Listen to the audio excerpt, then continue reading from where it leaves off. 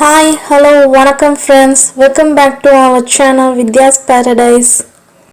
இன்னைக்கு பார்க்க போகிற வீடியோ வீட்டிலேயே எப்படி உப்பு கடலையும் பட்டாணியும் ஈஸியாக பண்ணலான்னு பார்க்கலாம். அது மட்டும் இல்லை, ஆயில் எதுவும் யூஸ் பண்ணாமல் அப்பளம் எப்படி ஈஸியாக பொரிக்கலாங்கிறதையும் பார்க்கலாம். வாங்க வீடியோக்குள்ளே போகலாம். அதுக்கு முன்னாடி என் சேனல் உங்களுக்கு பிடிச்சிருந்துச்சுன்னா மறக்காமல் சப்ஸ்கிரைப் பண்ணுங்கள். அப்படியே பக்கத்தில் இருக்கிற பெல் ஐக்கனையும் கிளிக் பண்ணுங்கள். அப்போ தான் நான் போடுற வீடியோஸ் உங்களுக்கு நோட்டிஃபிகேஷனாக வரும். ஃபஸ்ட்டு உப்பு கடலை பண்ணுறதுக்கு கருப்பு கொண்டக்கடலை தான் யூஸ் பண்ண போகிறோம். இதை கருப்பு சுண்டல்னு சொல்லுவாங்க. இதில் ப்ரோட்டீன் அதிகமாக இருக்குது. ஸோ குழந்தைங்களுக்கு ரொம்ப ரொம்ப நல்லது. உங்களுக்கு தேவையான அளவு கருப்பு கொண்டக்கடலை எடுத்துக்கோங்க. கருப்பு கொண்டக்கடலை வாங்கும்போது கொஞ்சம் பெரிய சைஸாக இருக்கிற மாதிரி வாங்கிக்கோங்க. அப்போ தான் உப்பு கடலை பண்ணுறதுக்கு கரெக்டாக இருக்கும். அடுத்து ஒரு கடாயை ஹீட் பண்ணிக்கலாம். கடாய் ஹீட் ஆனதும் இதில் உப்பு சேர்த்துக்கலாம். தூள் உப்பு மட்டும்தான் யூஸ் பண்ணணும், கல் உப்பு யூஸ் பண்ணக்கூடாது. ஃப்ளேமை ஹையில் வச்சு ஒரு 10 நிமிஷம் உப்பை நல்லா ஹீட் பண்ணணும். உப்பு எல்லாத்தையுமே நல்லா பரப்பி விட்டுக்கோங்க. அப்போ தான் ஈக்குவலாக ஹீட் ஆகும். உப்பு நல்லா ஹீட்டாக இருந்தால் மட்டும்தான் நம்ம கொண்டக்கடலை போட்டு ஃப்ரை பண்ணும்போது சீக்கிரமாக பொரியும், இல்லைன்னா ரொம்ப லேட் ஆகும். உப்பு நல்லா ஹீட்டாக இருக்குதான்னு பார்க்க ஃபஸ்ட்டு ஒரே ஒரு கருப்பு கொண்டக்கடலை மட்டும் போட்டு ஃப்ரை பண்ணி பாருங்க.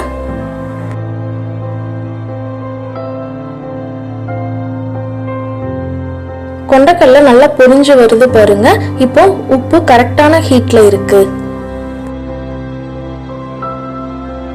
இப்போ கொஞ்சம் கொஞ்சமா கொண்டக்கடலை சேர்த்து நல்லா ஃப்ரை பண்ணணும்.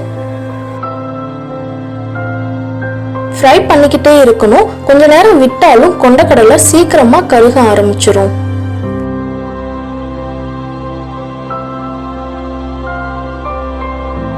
இப்போ கொண்டக்கடலை கொஞ்சம் கொஞ்சமா பொரிய ஆரம்பிக்குது பாருங்க.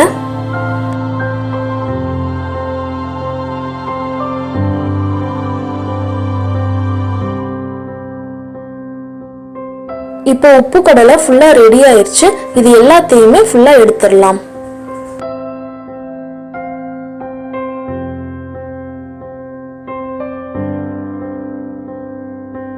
இது மாதிரி எல்லா கருப்பு கொண்டக்கடலையும் போட்டு ஃபுல்லா ஃப்ரை பண்ணி எடுத்துக்கோங்க. உப்பு கடலைல நிறைய பெனிஃபிட்ஸ் இருக்கு. நீங்க டயட்ல இருந்தீங்கன்னா உங்களுக்கு ஸ்நாக்ஸ் சாப்பிடணும் போல தோணுச்சுன்னா கூட நீங்க இந்த உப்பு கடலையை ஒரு கைப்பிடி அளவுக்கு எடுத்து சாப்பிடலாம். இதனால கண்டிப்பா வெயிட் கெயின் ஆகாது.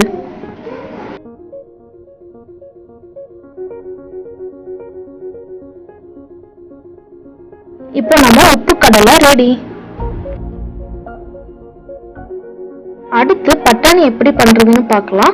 இதுக்கு நான் இங்க வெள்ளை பட்டாணி எடுத்திருக்கேன். இதுலயே பச்சை பட்டாணி இருக்கும், அதை யூஸ் பண்ணக்கூடாது. இந்த வெள்ளை பட்டாணி தான் இதுக்கு யூஸ் பண்ணணும். இந்த வெள்ளை பட்டாணியை உங்களுக்கு தேவையான அளவு நீங்க எடுத்துக்கோங்க. அடுத்து ஒரு பவுல்ல 1 இருந்து 2 டேபிள் ஸ்பூன் அளவுக்கு தண்ணி எடுத்துக்கணும்.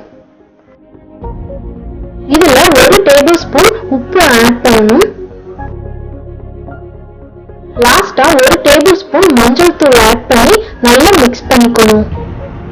தண்ணி ரொம்ப சேர்த்துறாதீங்க. மேக்ஸிமம் 2 டேபிள் ஸ்பூன் அளவுக்கு தண்ணி ஊத்துறது மட்டும் போதும்.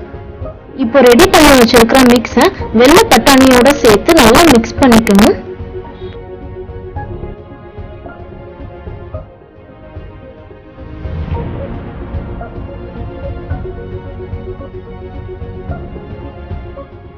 நல்லா மிக்ஸ் பண்ணதுக்கு அப்புறம் இதை ஒரு 15 இருந்து 30 நிமிஷம் வெயில வச்சு ஈரப்பதம் இல்லாத மாதிரி நல்லா காய விடணும்.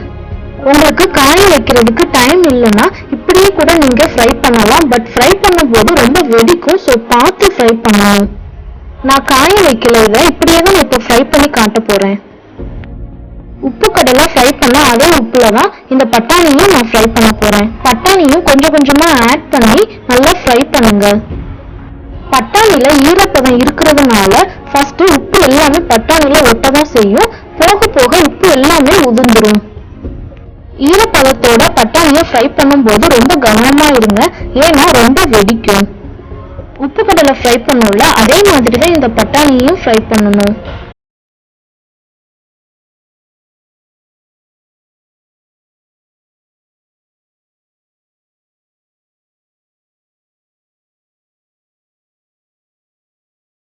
உப்பு கடலை மாதிரி பட்டாணி ரொம்ப பொரியாது. பட்டாணில லைட்டா தான் விரிசல் வரும். அந்த ஸ்டேஜ்ல பட்டாணி எல்லாத்தையுமே எடுத்துடணும்.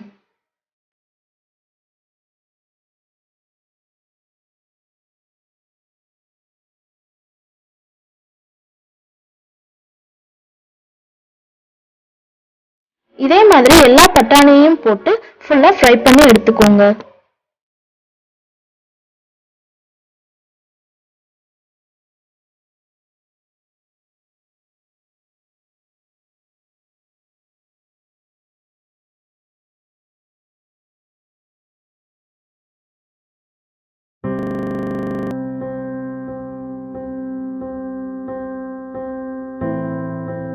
இப்போ நம்ம ரோஸ்டட் பட்டாணியும் ரெடி. உப்பு கடலையும் பட்டாணியும் நல்லா கிறிஸ்பியா இருக்கு. இனிமேல் நீங்க கடையில வாங்காம வீட்லயே குழந்தைங்களுக்கு ஈஸியா செஞ்சு கொடுத்துடலாம். அடுத்து ஆயில் எதுவும் யூஸ் பண்ணாம அப்பளம் எப்படி பொரிக்கிறதுன்னு பார்க்கலாம். நான் இங்க இது மாதிரி கலர் கலரா இருக்கிற அப்பளம் எடுத்திருக்கேன். நீங்க எந்த அப்பளம் வேணாலும் யூஸ் பண்ணிக்கலாம்.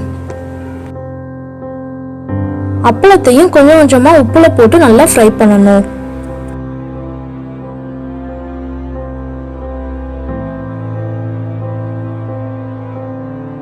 ஃப்ரை பண்ண பண்ண அப்பளம் நல்லா பொரிஞ்சு வருது பாருங்க.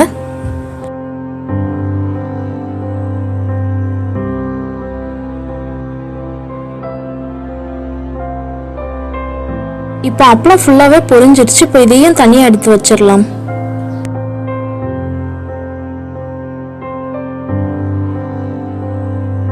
இதே மாதிரி எல்லா அப்பளமும் பொரிச்சு எடுத்துக்கோங்க. ஒரே ஒரு முக்கியமான விஷயம் மட்டும் ஞாபகம் வச்சுக்கோங்க. எப்பவுமே ஃப்ரை பண்றதுக்கு முன்னாடி உப்பு நல்லா ஹீட்டா இருக்கணும். ஹீட்டா இருந்தா மட்டும்தான் ஈஸியா ஃப்ரை பண்ண முடியும். ஒருவேளை உப்பு ஹீட் கம்மியா இருந்தாலும் நல்லா ஹீட் பண்ணிட்டு அதுக்கப்புறம் ஃப்ரை பண்ணுங்க. இந்த உப்பை ஒன் டைம் மட்டும்தான் யூஸ் பண்ண முடியுமானா கண்டிப்பா இல்லை. நீங்க குக்கர்ல கேக் பண்றதா இருந்தா கூட அந்த டைம் இந்த உப்பை யூஸ் பண்ணிக்கலாம். இல்லைன்னா இது மாதிரி திருப்பியும் நீங்க உப்பு கடலை எல்லாம் ஃப்ரை பண்ணும்போது இதே உப்பை நீங்க யூஸ் பண்ணிக்கலாம்.